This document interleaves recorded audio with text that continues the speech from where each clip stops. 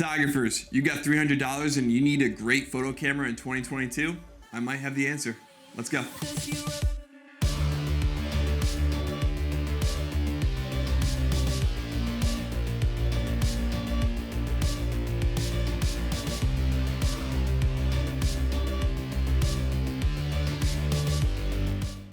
All right, guys, you only have $300. You need a great photo camera. You don't want like an action camera like a GoPro or DJI Osmo or something like that. You want an actual DSLR. Well, your options are pretty limited for what you can get for that price for a DSLR.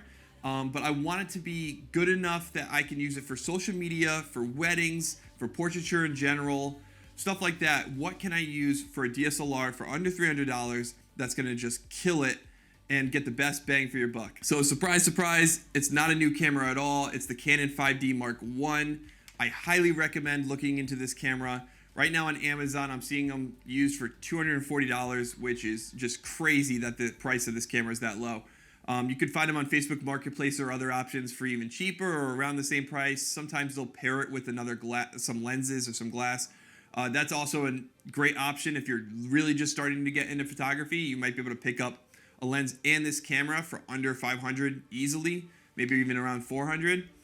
That's a great steal to learn the basics of photography, learn what aperture does, what your shutter speed does, what your ISO does.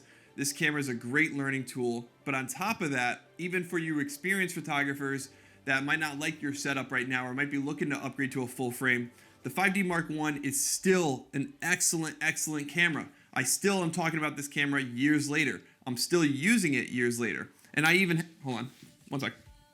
I even have an A9 Mark II. I have an A7R4. I have Sony's and I have a 5D Mark II back there. And I'm still using this camera today. And I know you're thinking, why would he use this old Canon when he has the newer Sony's? And it's pretty easy for me because I can't replicate that film look that this sensor gives. The sensor in this camera is just so well done. It's so timeless. It's film-like. And I've used it when I'm talking about the Canon 5D Mark II, I was talking about it too, how they just give this pleasing, creamy look that I can't replicate with the Sonys. The Sonys are almost a little too clinical when I'm taking photos, and sometimes I like to bounce back to these style cameras where it's more film-like. It's not as sharp where you're seeing pores and stuff like that. So I've shot, just in the past year, I've shot weddings with this still. I've shot portraits with it. I've shot lifestyle photos with it. I've shot landscape photos with it. I still bring it on my family trips. I still bring it when I'm traveling for work. Whatever I'm doing, I'm still using this camera all the time. Now, I highly recommend that when you're saving money buying this body, that you put more money into the lens. I like to compare cameras to guitars. It's very similar because cameras are a lot like guitars, where people think that they need a $2,000 guitar to sound good. Well, that's not the case. What's more important is the amps. The amps are what's actually gonna make the guitar sound its best. And amps, in this case, are the lens. The lens, in my opinion, is more important than the body. Without the lens, your body, it doesn't matter if it's a $4,000 camera. If the lens is garbage, then your photo is gonna be garbage. So if you take an old style film-like camera like this and you pair it with a great lens like this, I'm gonna get the most out of that camera now. Same thing with an amp and a guitar. If I put my money into a great amp and I only have an old school guitar, I'm gonna make that old school guitar sound great now coming out of this awesome amp. So that's how they pair together. Obviously, you can have a great body and a great lens, and you pair those together, you're gonna get great results too. But for under $300 to have a camera like this that's just built like a tank, takes great photos, does awesome work, I would highly recommend looking into the Canon 5D Mark I. The photos today, I'm still using them today. I'm still sending them to clients. I'm still posting them on social media. I'm still using them all the time. So I'm not just trying to sell you on this camera. I personally am still using it almost daily. I'm still picking it up all the time and having so much fun with it. I think it's such a good camera. To be fair, we have to list a couple of the cons. First off, it doesn't shoot any video at all. So you're only gonna be taking stills with this camera. The other downside is the camera takes Canon CF cards, which are the big square blocky ones like this. But because they only take CF Express cards like this, you'd have to buy all new cards unless if you already had SD cards, or if you're just getting into cameras, you would have to invest in a CF card. And those are a little bit more on the expensive side, especially compared to SD cards.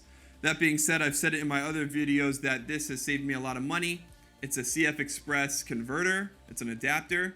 So I can take my SD card and I can just slide it into this CF Express card adapter. And now I have a CF card that works for my 5D. Now, people are always worried about have I have any issues with this? Has it malfunctioned? And for me personally, never. I've never had any issues whatsoever with this card. But if I was gonna go shoot a wedding, which I have shot with this, I did swap to an actual CF card because I didn't want to risk it. Even though I had no issues with this little adapter, I didn't want to take the chance that something goes wrong on their wedding day and then I have to explain to them.